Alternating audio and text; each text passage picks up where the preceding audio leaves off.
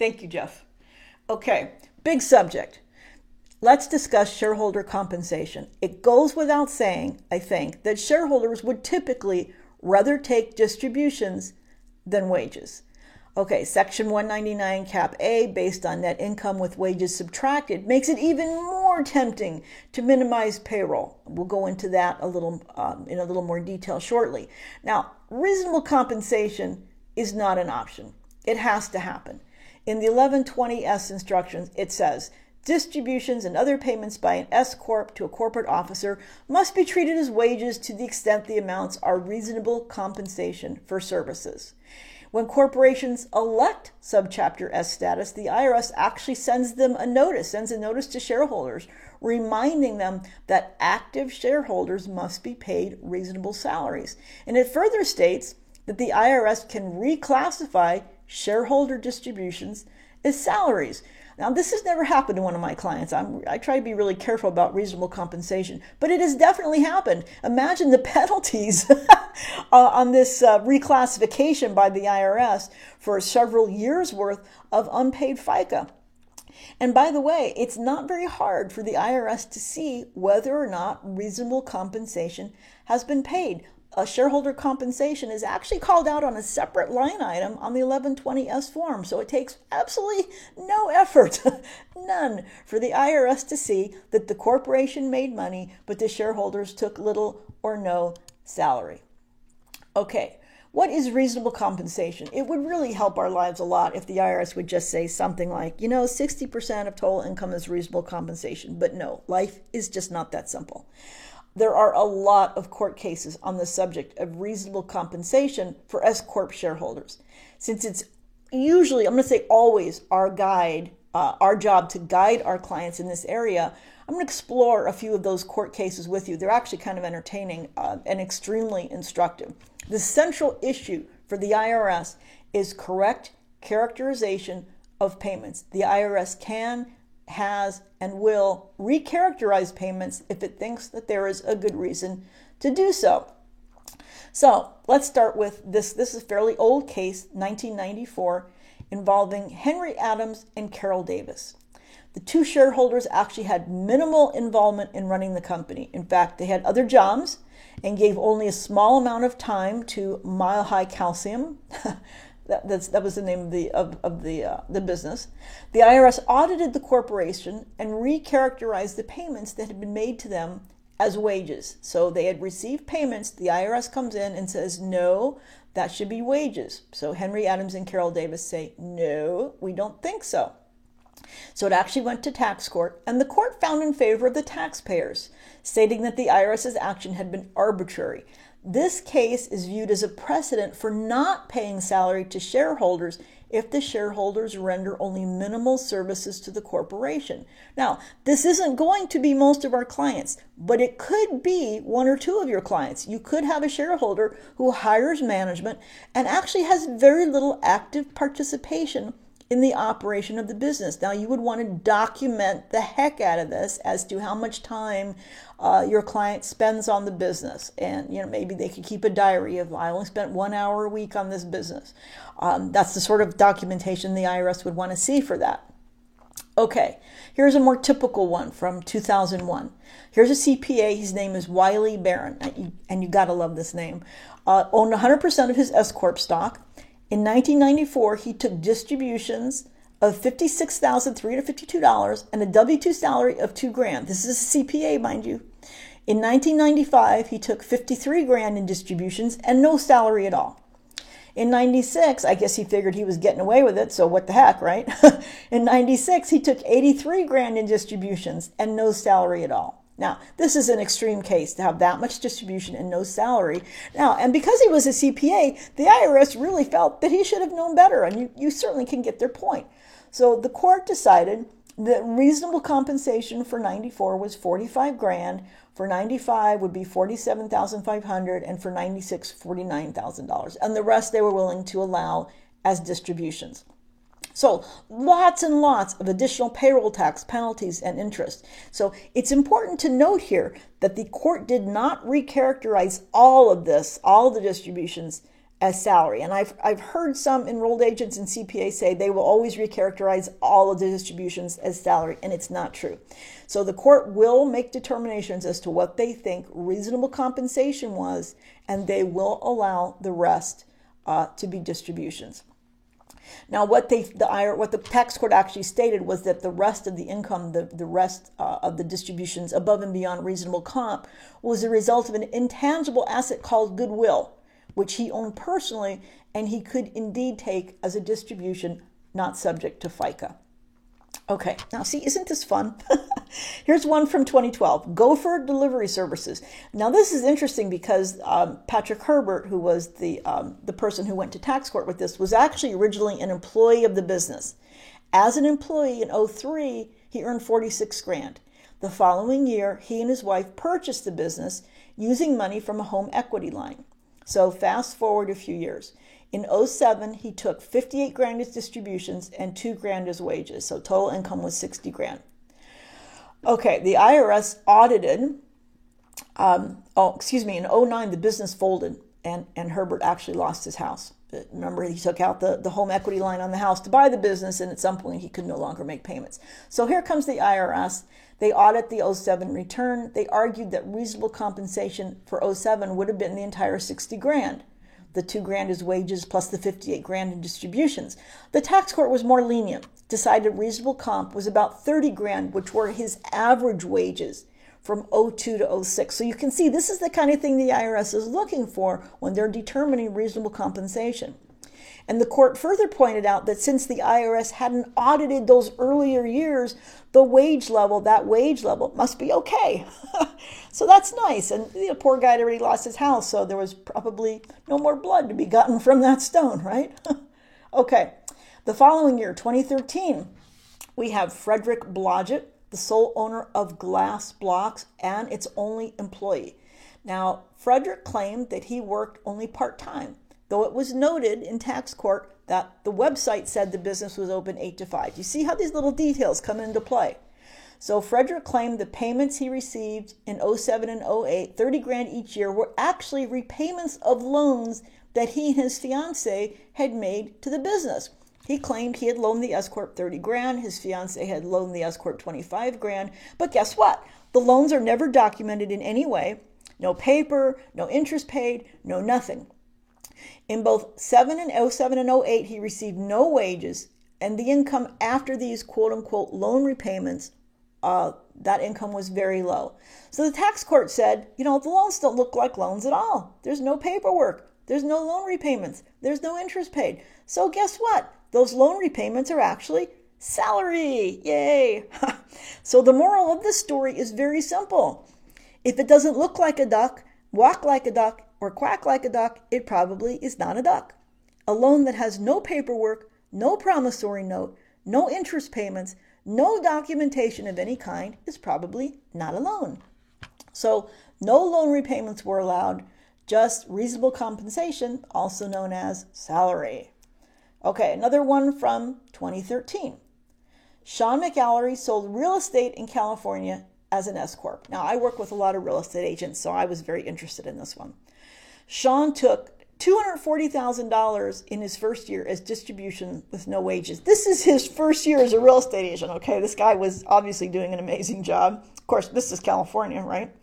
So the IRS stated that McAlary was not reasonably compensated, and I think we can agree that zero salary is not reasonable compensation.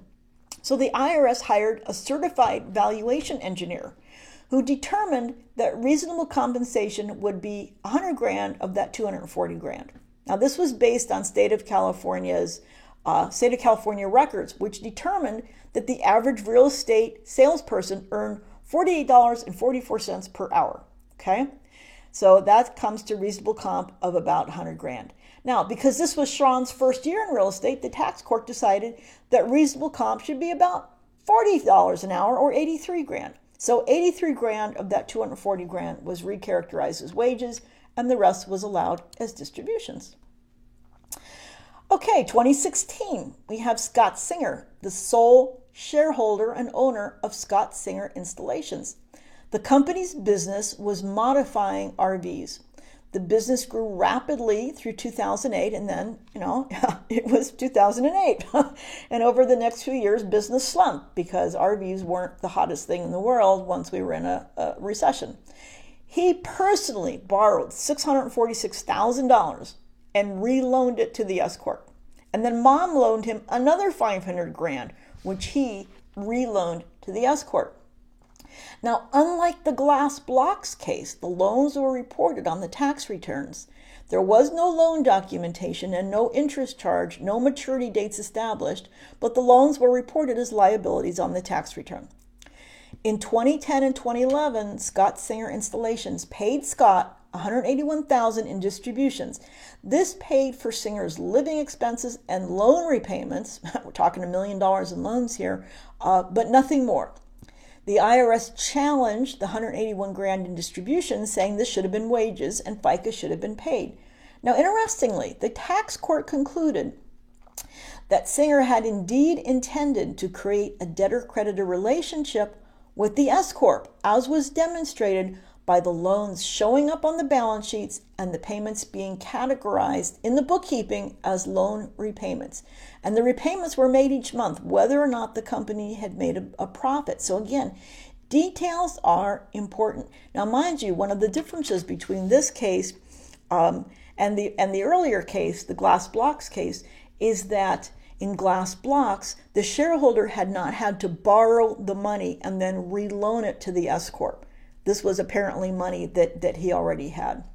Whereas it was very clear in the Scott Singer case that these were, in fact, loans. He had himself borrowed them. Now, I have heard it said that the court was trying to give Scott Singer a break, as he was clearly doing everything in his power to keep the business alive. Glass Blocks, Mr. Blodgett, was clearly trying to just game the system.